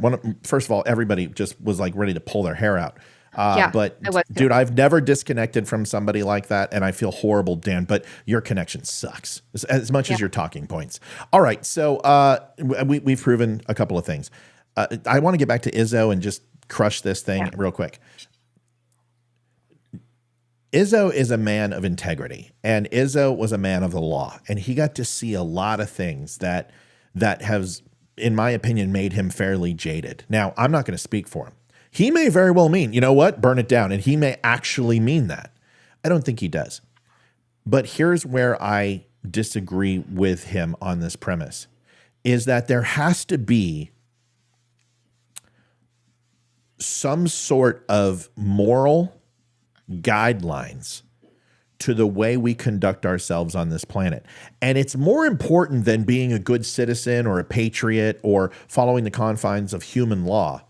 But there is a code of conduct for what we base most of our beliefs on inside the Republican Party is holy shit. Sorry. No, it's okay. I just turned it on. We want to hear it. Yell at Jason. Let him know. Scream at him. We want to hear this. So no, it's just chaos now in my house. And like my door's still cracked. I've never seen you mad before. It was awesome. You're just like, listen here, you son of a. I'm like, whoa, it's awesome. All right. I sent 3 nice messages.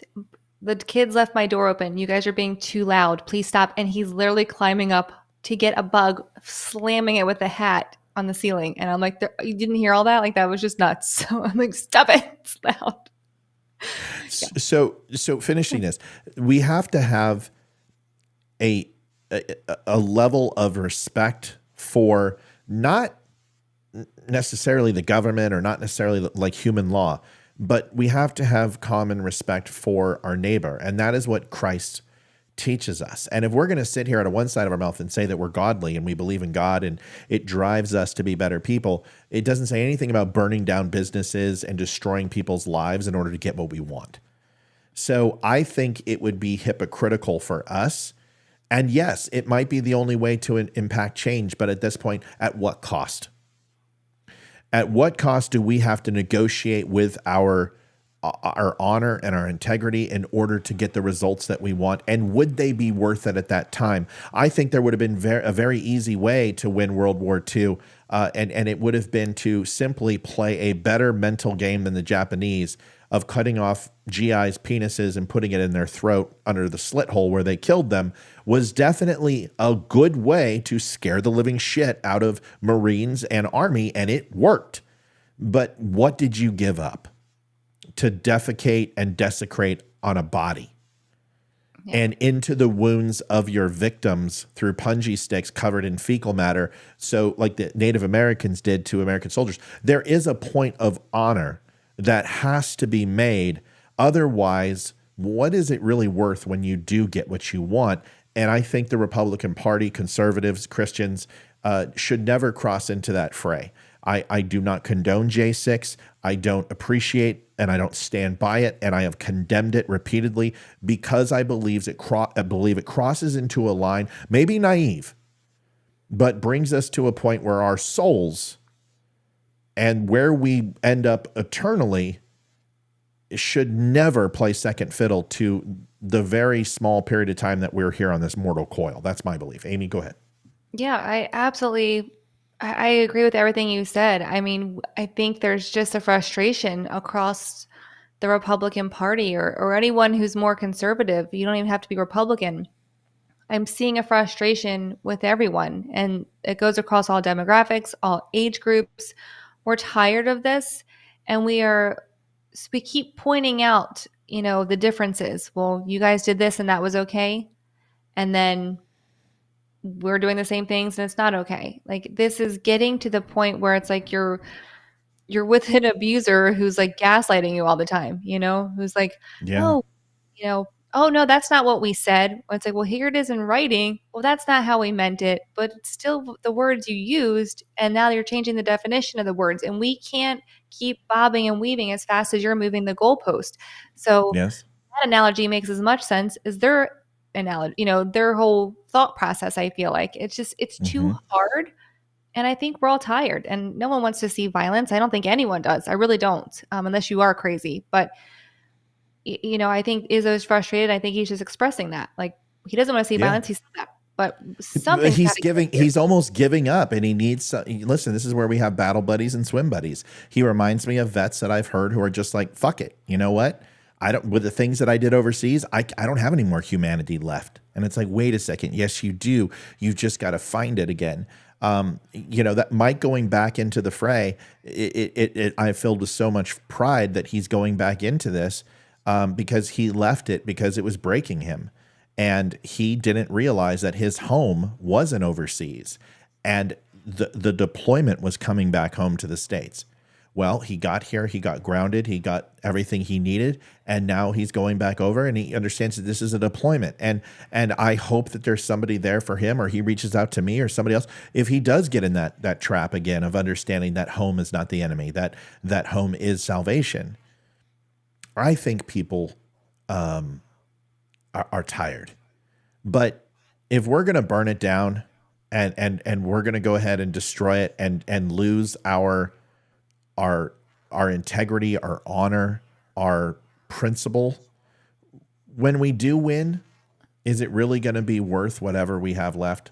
I don't think so. Right. And that's why I still hold faith. Now, do I believe that we need to completely revolutionize the way we do and allow the federal government to operate? Yes. And do I believe that the states have the power to finally say, okay, you know what? We've got military too, and if this is what it takes, we're going to stand our ground. And that's something we may have to do someday. And it won't be the first time in our history, and it happens all over the world every single day. And I don't want to see that. I don't want to see our brothers and sisters fight and have another civil war. But I will tell you this, that the states have to take the power back from the federal government.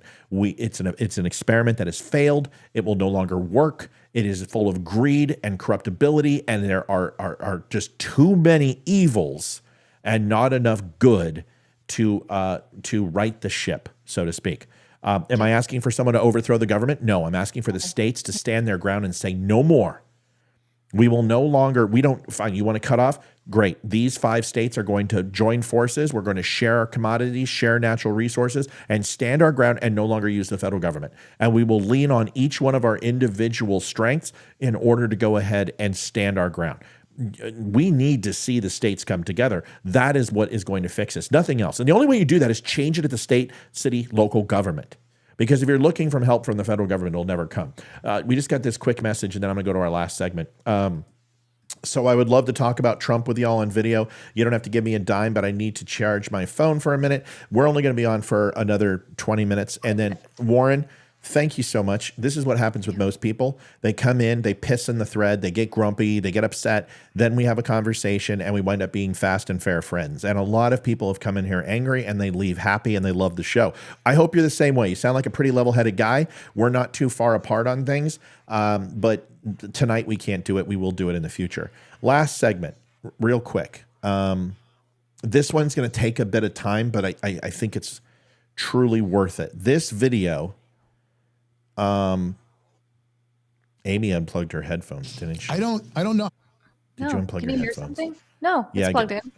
More proof. I'm getting feedback from somewhere. I don't know where it is. It cannot be me. This Doors are shut now. And We've taken impeachment and we've made it a... Maybe Ethan's listening to the show out there. This is Representative Ken Buck. Now, I'm not a big fan of Ken Buck. I'm not a big fan of any politician. Like, I've only got a couple that I truly respect. And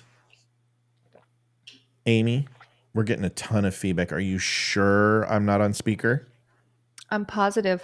You're only in my left ear. So Is your other, do me a favor, grab your other earbud and put your hand around it while I talk. Like, make a fist. No, close it. it's Test closed. 1, 2, 3. Test 1, 2, 3. Okay, we're getting feedback. You've got This one's broke. This side's broken, so I don't know. It's okay. What I need to do is come over and I need to do your road. What day of the week do you have this week where you can come pick me up and we can go do it? it's got to be next week at this point. Sorry. Can it be the weekend? Can we do it this Saturday or Sunday or something? I can let you know what time we get home on Saturday. We have rugby all over. Let me know. We'll talk yeah. about it after the show. I want to come over. I want to get you the roadcaster and get you set up. Okay. Yeah. Okay. All right. So this is Ken Buck. He is retiring from Congress. This is going to give us a very limited majority in the House. And there are going to be others. In fact, Ken Buck is quoted as, you shouldn't be so upset about me as the other three who are going to quit.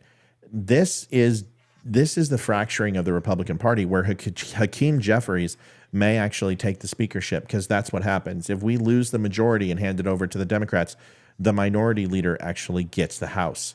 We are on a very dangerous ground, and there are Republicans who are fracturing because I'm going to tell you why. Now, I know you all love Lauren Boebert, and you love Marjorie Taylor Greene, and you love Matt Gaetz, and you love Chip Roy, but let me explain to you why they're destroying the Republican Party as we know it. And maybe you're okay with that.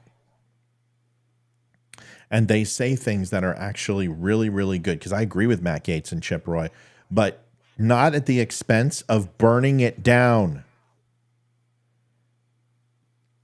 Chip Roy said today, in 2018 and 19, we had the House, we had the Senate, we didn't do anything with it. He's absolutely right. But that's not necessarily true when it comes to legislation. Listen to Ken Buck, and I'm going to play a couple of others. Here it is. This place just keeps going downhill, and I don't need to spend my time here. We've taken impeachment and we've made it a social media issue as opposed to a constitutional concept. Mike Johnson's ability to talk me into staying here is going to be about as successful as his ability into talking me into unconstitutional impeachments. This place just keeps going down. So this is the guy that would not impeach Mayorkas. And the reason why he wouldn't impeach Mayorkas is because he felt that there wasn't enough to demonstrate dereliction of duty based upon that he takes orders from the President of the United States. That it would be like firing a lieutenant or firing a captain, and felt that there was a level of accountability that Joe Biden needed to have as being the top enforcement of the land, and firing DHS or firing a mid-level captain or admiral or general of general of border patrol or captain or director would have nominal impact on this situation and still leave an ineffectual president on the border. And I have told you that impeachment is a waste of time without a majority. It was a waste of time on Richard Nixon. It was a waste of time on Bill Clinton. It was a waste of time twice on Trump. And it was a waste of time on Mayorkas, because I told you nothing was going to happen. And it's true. Nothing did happen. Now, I'm going to show you why this verbiage is extremely dangerous. By the way, Dan Crenshaw has a video out, and you should watch it in regards to TikTok. And of course, Dan Crenshaw is all over it, and people are like, they don't know what to do. But this is a video that has a compilation of the comments that are made by the splintering. This is the 21 Club. Those are the people who were against McCarthy and would not vote for a speaker. people like Chip Roy, Eli Crane, who I adore. I care a lot about Eli. I don't necessarily agree with him all the time, but I do agree with Matt Gaetz, his premise, and I do agree with Eli. I do agree with MTG. I do agree with Lauren Boebert from time to time, and there's times where I disagree with him. Eli, I really haven't disagreed with anything he said. But there's a way to do this, and holding it hostage is not necessarily the way to get it done. Watch this, listen to this. Another member of Congress resigned today. So now I'll be told, Chip, we only have a 1-seat majority or 2-seat majority. I don't even know what it is anymore. Let me ask you a question. Does it matter? In 2018, we had the House, we had the Senate, we had the White House, and we had a bigger majority than we have today. And we utterly failed to secure the border. Totally dropped the ball. Didn't do it. We have nothing, in my opinion, we have nothing to go out there and campaign on, Chris. It's embarrassing. Right. Well, I know the Republican Party in the Congress, the majority has zero accomplishments. Now, of course, This place just keeps going downhill, and I don't need to spend my time here. We've taken impeachment and we've made it a social media issue as opposed to a constitutional concept. Mike Johnson's ability to talk me into staying here is going to be about as successful as his ability into talking me into unconstitutional impeachments. Republican voters across the country are sick and tired of Republicans because they never do anything. You can't blame Joe Biden and the Democrats for why the Republican-controlled House of Representatives hasn't passed single-subject spending bills. One thing. I want my Republican colleagues to give me one thing, that I can go campaign on and say we did. One. 2024 is Donald Trump. If he's the candidate, is very scary. A few moments later. Joe Biden had the largest public investment in social infrastructure and environmental programs that is actually finishing what FDR started, that LBJ expanded on, and Joe Biden is attempting to complete programs to address education, medical care, urban problems, rural poverty, transportation, Medicare, Medicaid, labor unions. And he still is working on it. I'm Joe Biden, and I approve this message. Wow. It's amazing what a little music and nuance can do, because everything MTG said made my butthole pucker. But the music made it just fluttery and feel good while I was getting bent over as we create more government. But here's the thing that should really terrify you. And Amy, I want to get your opinion on this too, but I'll go ahead and show these to you. This is a very simple graph, and I've got a couple of them to show you because I always like to do my research. I always like to bring my receipts. Wait, is that a real ad for real? Yeah. Oh, I thought it was I thought you made it at first. Okay. No, this was a cut that Democrats are using against the Republican Party to show the disjointedness that they have and ultimately calling out the Republican Party because they're failures. So every time Chip Roy does this, every time Marjorie Taylor, where they break ranks and decide to go ahead and do this, the Democrats are just using it for fundraising. Let me show you something. Lauren Boebert, I don't really have a lot to say about her. I'm not a big fan of MTG, but there are times where I can be impartial, right? And most of the time I am, and I can see the value in them. And they happen to be right about this. Ken happens to be right about this. Matt Gaetz is right about this. And I want you to look, but they're also wrong about this. This is from 1989 to 2023. And I want you to look at the pieces of legislation for the session of Congress, 101st, 102nd, 103rd. Look at this. This line, which is the 3/4 mark, is 455. 600 is the top. Every single year, you are seeing the difference enacted in the first 2 years of session, that almost 30% of these are in the first year. And you can see 400, 425, 375, 350. Pretty much the middle of the road is 375, 380 pieces of legislation, which has been added. And you take a look at where we're at in 2023, 2024, and the pieces of legislation haven't even scratched the surface. This Congress has done absolute dick. They've done nothing. They have completely stalwarted any progress. They have sat on their hands as Joe Biden and the Democrats have proposed legislation, and they refuse to fight for it. Yep. They refuse to sit there and argue, and all they do is Matt Gaetz says, I want a single issue bill. Kevin McCarthy says, no, we're going to put it together. We'll get it next time. And what do? They huff and they puff and they hold their breath and nothing gets done, and they look ineffectual to the American voter. This is not for me to sit here and bash the Republican Party. There is no more Republican Party. It's gone. And it's been dead for a long time. There are no more Democrats in the Democrat Party either. That's been gone too. The days of working together and trading ponies to get shit done is nothing. Now, this is, if you think this graph is like, well, Matt, that's a graph. What does it really mean? Well, I'll tell you what it means. Because I've got another one that I did make just for you because I care about y'all. Let's see if I can find it. Here's my graph that I imported into Word, our numbers.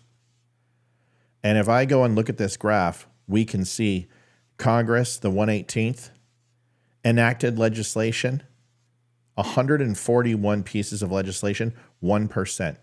41 enacted legislation. Now, passed resolutions, 448.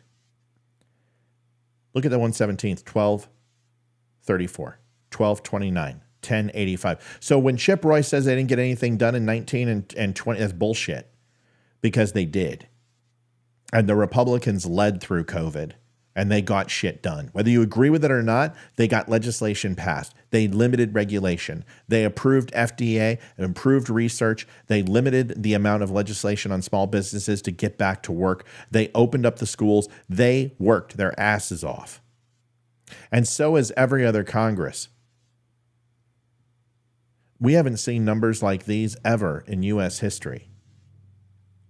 These pieces of legislation, even the most stalwart conservative pieces of legislation and classes, have never performed so low in U.S. history. So if we go back and look at this real quick, this will put the icing on the cake. Because when you sit here and say, well, Matt, Chip Roy, those guys are right. And I've already told you they're right. I've already agreed that they're right. I've said those words, haven't I? But they're the ones that are stopping the legislation from getting through because they won't give them the votes. They refuse to give them the votes. So guess what's happening now? And I hope it's worth it. Trying to do, because Lauren Boebert just lost her seat because of Ken's decision, because she can't run, because she has a current seat. So she can't actually go into that spot and pick up that seat because she already holds a seat. So the assignment will be done by not the Republican Party. Right. Listen to her comments. the Uniparty is trying. And she's looking great, by the way. Just let you know. To do everything that they can to stop my candidacy, to rig the election in Colorado. And, this is breaking news as of yesterday. Ken Buck's announcement yesterday was a gift to the Uniparty. The establishment concocted a swampy backroom deal to try to rig an election that I'm winning by 25 points, forcing an unnecessary special election when the same day as the primary election in Colorado. And this will confuse voters and it will result in a lame duck congressman on day one and leave the 4th district with no representation for more than 3 months. This is absolutely unacceptable. I believe that this is selfish. The Uniparty is trying to do everything that they can to stop my candidate. So instead of simply just saying that we had a Republican who dropped out, who was absolutely not a conservative in design and did these things simply for personal gain and benefit, this is what we're left with. We're left with a vacant seat that will ultimately be filled and decided by cat. Shush. Ethan, get the cat. and you're going to lose the House. So here's what you got. You got the uniparty, pro-Ukraine, pro-big government Republicans, neoconservative group. You've got the Christian fundamentalists, which are not Christian nationalists. You've got the Christian nationalists. You've got the alt-right. You've got the Trump supporters. You have multiple factions inside the Republican Party. And really what you have on the left is far left and super far left. That's all you have. There are no other parties. There are no more liberals left. There are no more blue-collar Democrats. They are far left and super effing far left. So far left, they almost come right again. And they at least stand shoulder to shoulder because any left policy is better than no left policy. And in the Republican Party, some right policy is better than other right policies, and we'll make sure we get no right policies unless it's ours. That shit needs to stop. They need a speaker who are going to whip them into shape, or you cut their fucking funding. You tell Boebert, you tell Matt Gaetz, you tell all of them, the RNC is going to cut you off. And this is what I believe Laura Trump and the new RNC will do. I think they're going to kick ass and take names. And I think, unfortunately, what they're going to do is they're going to take the hard way around, which is keep the Gates, keep the Booberts, keep the MTGs, keep the Chip Roys, keep the Eli Cranes, and start clearing out these lifelong Republicans. And unfortunately, you may win the presidency, but I don't think we have a chance at winning the Senate and the House. It's going to be tough. I haven't looked into the numbers yet. It's too far away. But this is where we are. Yeah. This is what's happening. Amy, would love to get your thoughts. I mean, it's scary to see it all laid out there in a spreadsheet. Like, really, truly, I would never have thought that was the number like that we're working with. So that is scary. And I will say to the Republican Party as a whole, pretend you're married to everyone else in the party. You don't air your dirty laundry out in public. You keep that shit at home. You know, you just don't say anything. Because yes, it's giving more fuel to the fire. It makes us look weak. It does make us look disjointed. And clearly, I guess we are pretty disjointed considering the numbers. It's a little frightening. I was hoping our country would be better in another year, but maybe it's not. Maybe this is still where we are, no matter who the president is. I mean, we can't get anything done, it seems like.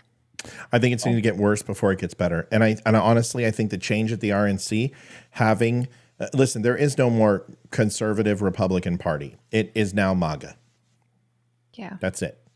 And unfortunately, that's it's not unfortunate. There's nothing wrong with MAGA. There's nothing wrong with Make America Great Again. It is very similar to Ronald Reagan's beliefs in nationalism. And, you know, Democrats put white and Christian in front of it, and all of a sudden it's Aryan Nation. And, you know, that's just what they do because they're full of shit. But the Democrats weren't too far from this 20 years ago. They may not have embraced religion to the aspect that we did and were more inclusive under Obama. But let's face it, Democrats hated gays 14 years ago. So if you're going to... They hated Mexicans for a better part of 25 years from Ronald Reagan all the way up until Obama and started embracing them under Clinton. Clinton deported how many? Geez, he put the 3 strikes laws into place. Bill Clinton didn't like illegals. Yeah. So for the Democrats to sit here and pretend that they're the party of inclusivity and they hated the gays, they did. And they didn't want to talk to them. They didn't. Obama? Oh, jeez. Dude, Republicans were like, sorry, my allergies are killing me. The Republicans were like, listen, we don't hate gays. We believe that they should be able to do what they want. We don't hate the sinner. It's just marriage is between a man and a woman. I'm sorry. We're not going to bend on that. That is a religious ceremony, and you're not going to encroach upon it. Well, honestly, we shouldn't have died on that hill. But what happened is we're always late to the party. And I'm telling you can't be late to the party anymore. You have got to get into these black neighborhoods. Donald Trump needs to go to every black neighborhood that he can. He needs to show them that he is not afraid because they respect confidence. And they may not like him and they may throw vegetables at him and may scream and hem and haw, but they will at least respect him if he shows up because Democrats don't. They just don't show up. And that's the truth. Amy, you got 1 minute. I had a good time tonight. It was nice. It hasn't been you and me in like 2 years. Yeah, it's true. It's been a long time. Yeah. And I'm just as problematic now as I was 2 years ago. I don't think that's true. We You're have not. technical problems. My earphone won't stay. I think that's what it was. I think my earphone like popped out of my ear, and I had the volume up so loud, And it's picking up. better. Yep. Yeah. Oh, so it's I turned totally it better. down. It's exactly what it's just the headphones. You can get over the ears, real comfy ones, or you can get the ones that go in your ears, the monitors. I'll send you a couple links, but you're not a problem. I love having you on. In fact, when I was working out, I was like, holy shit, this is Amy and I are going to be doing our own show. We haven't done that in forever. So I was really excited. Leroy will be back. My first show. What? So I'll never forget my first show with you. I remember what I was wearing and everything because I was so like, should I even be on this show? Like, does he know? No, I loved it. I thought it was so cool. Well, because the funny thing is, and we've only got, so this will be our minute, is, and I even, folks, quickly, if you haven't had a chance, I didn't even mention any donations. You can go to the Dumb Show and get a cool shirt, Take a Knee shirt. You can get Amy's shirt. We've got coffee. We've got mugs, everything at thedumbshow.com. 10% goes back to veterans, the Travis Manion Foundation. And it's great stuff. It's veteran-owned, veteran-operated by myself. And we have these are high-quality shirts. You're not going to find ones like this that you're going to find for $16 or $17 on Hodge Twins. They're selling bulk. And a lot of those shirts are not made in America. So I don't know about Hodge, but I'm pretty sure they do sell USA stuff. But a lot of people don't. So this is high-quality stuff. Second, if you go to linktapgo/thedumbshow, Maureen just put it in chat for you. You can actually donate to the show. This is how we get funded. This is how we do it. Amy and Leroy donate their time because they're amazing and we love them and they're good friends. But this is our ultimate goal, is to get this show to go national. We want to broadcast to as many people as possible. We're doing that with Spreely TV. But getting us there, Link Tap Go, you can donate $5, $10, $100, whatever you got. Doesn't matter. If you can't afford it, don't you dare. Don't you dare give us a dime. But if you happen to have a little extra, you want to continue to see this type of content, this is how you do it. Go to Link Tap Go. I'd appreciate you. Amy, love you. Appreciate you. See you on Monday. And Leroy will be back Friday. We'll be back tomorrow night at 7 o'clock. I thought it was like, I don't know what day it is. I can't believe it's Wednesday. Yeah, good to see you, everybody. It's good. This was fun. We should do it again one time. We should. We should just tell Olivia to leave all the time. It's just, oh, sorry, no, I love Liv. having Liv on. I do too. She's fun. You guys are both great. I think it's good when the topics are, I've been trying to curtail them to who's going to be on, and it makes it a little bit easier. And it's not military crap and boring stuff. It's stuff that everybody can have an opinion on. So I like that. Cool. Sounds good to me. It's always fun. Appreciate you. Recorded show tomorrow, 7 o'clock. We'll be back. Thank you for watching the Donut Friend Me show. Go to Link Tap, go to Dumb Show. Help us out a little bit if you can. We appreciate you. God bless. See you later. Good night. Thanks, Ames. Appreciate you. Bye. This is the Don't Unfriend Me show with your hosts, Matt, Leroy, Amy, Olivia, and Mike. Geopolitics, military analysis, and election coverage. Coming to you. Wait, what's going on? What? We got a call, huh? What? Maureen says, wait. All right, I'm here. What's going on? By the way, we're on at 7 o'clock to 9 o'clock, Monday through Friday. What is going on? Hayden?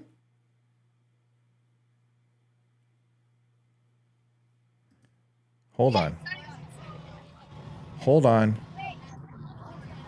Hey, beauty. Hold on, let me close it. Okay. What's going on there, kid?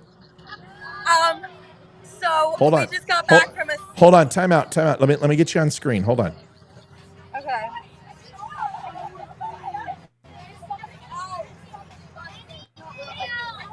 Okay. All right, sweet. This is my daughter, Hayden, everybody. What's going on, Haiti? It's really loud, and you probably can't hear anything I'm saying. It's obnoxious. Kids are blasting music. But we just got back from chorus assessment, and the boys and the girls scored superior by every single judge, and we beat out everyone. No. Yeah, everyone. Stop playing Kanye West. We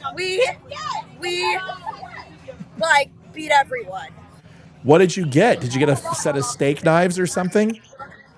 We sung Ad Astra and Count the Stars, the one that we sung at the concert Thursday, and then we did sight reading, and our sight reading was so good that the judge stopped us halfway through and said, "I already know what you guys can do. You've already got superior. Like, you've already won. Just stop."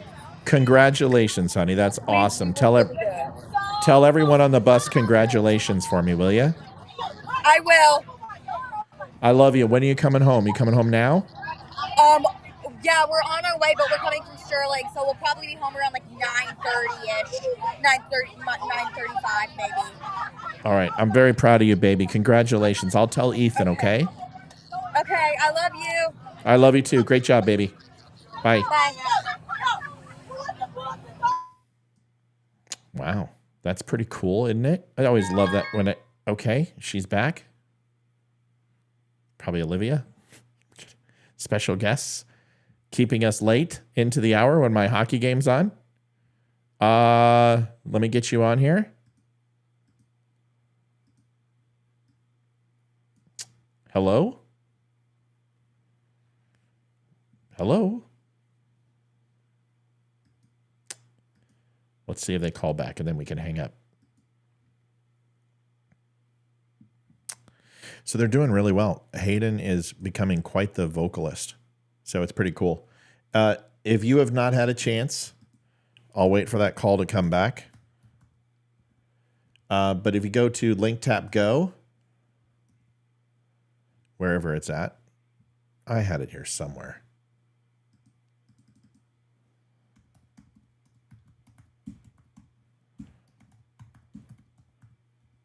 Link Tap Go, The Dumb Show. You actually can go to donate to the show, and you can do it right here. It's on PayPal, 100% secure. It's all encrypted. I don't keep your information, and you can do a reoccurring or do it once. I would appreciate it. I'm sorry I keep talking about it. I got none of it in the show because Amy and I were just going tonight. Anyway, great job to Hayden. I don't think she's going to call back. That's pretty cool. So love you guys. Appreciate you guys. See you tomorrow, 7 o'clock. We'll have a recorded show in the morning as always. I'll have a good news article for you. Go to news.thedumbshow. Make sure you follow and listen to our news over there. It's good stuff. God bless. Thanks for watching the Don't Unfriend Me Show. We'll see you guys mañana. Adjusting transmitter output. This is the Don't Unfriend Me Show with your hosts, Matt, Leroy, Amy, Olivia, and Mike. Geopolitics, military analysis, and election coverage. Coming to you live on the Spreely.tv network and all major social media channels at The Dumb Show. Honest, direct, unfiltered. We can agree, we can disagree. Just don't unfriend me.